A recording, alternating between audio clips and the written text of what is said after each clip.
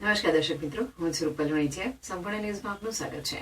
અંબાજીમાં 2 ફેબ્રુઆરીની મોડી રાત્રે એક બુટલેગર દ્વારા બેફામ કાર ચલાવીને 2 વાહનોને અડફેટે લેવાની ઘટના સામે આવી હતી. આ ઘટના ખોડીવડલી સર્કલથી પોલીસ સ્ટેશન સુધી બની હતી.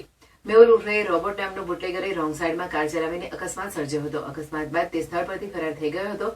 તે સમયે તે નશાની હાલતમાં હોવાનું જાણવા મળ્યું હતું. આ ઘટનાને પગલે અંબાજીમાં ભારે રોષ જોવા મળ્યો હતો. અંબાજીના સરપંચ કલ્પનાબેન દવેએ આ ઘટનાનો વિડીયો સોશિયલ મીડિયા પર વાયરલ કર્યો હતો અને પોલીસ કાર્યવાહીની માંગ કરી હતી. અંબાજી પોલીસે તાત્કાલિક કાર્યવાહી કરીને આરોપી બુટલેગર મેહુલ બારોટની કાર સાથે ધરપકડ કરી હતી.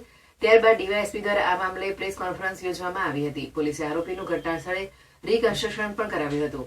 સરપંચ કલ્પનાબેન દવેએ 3 ફેબ્રુઆરીના રોજ ગાંધીનગરમાં ગૃહમંત્રીની ઓફિસે પહોંચીને અંબાજીમાં વેચાતા વિદેશી દારૂ અને બુટલેગરોના ત્રાસ સામે લેખિત ફરિયાદ આપી હતી.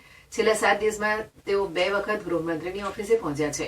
સરપંચે લેખિત પત્ર દ્વારા અંબાજી પોલીસ પર નિષ્ક્રિયતા અને બુટલેગરો સામે કાર્યવાહી ન કરવાનો આરોપ લગાવ્યો છે. તેમણે ચેતવણી આપી છે કે જો પોલીસ કોઈ કાર્યવાહી નહીં કરે તો તેઓ દારૂના અડ્ડા પર જઈને જનતા રેડ કરશે. આરોપી બુટલેગર મેહુલ બારોટ સામે ભૂતકાળમાં પણ અનેક ગુનાઓ નોંધાયેલા છે. અંબાજીમાં બુટલેગરોના ત્રાસ સામે લોકોમાં ભારે રોષ પ્રવર્તી રહ્યો છે.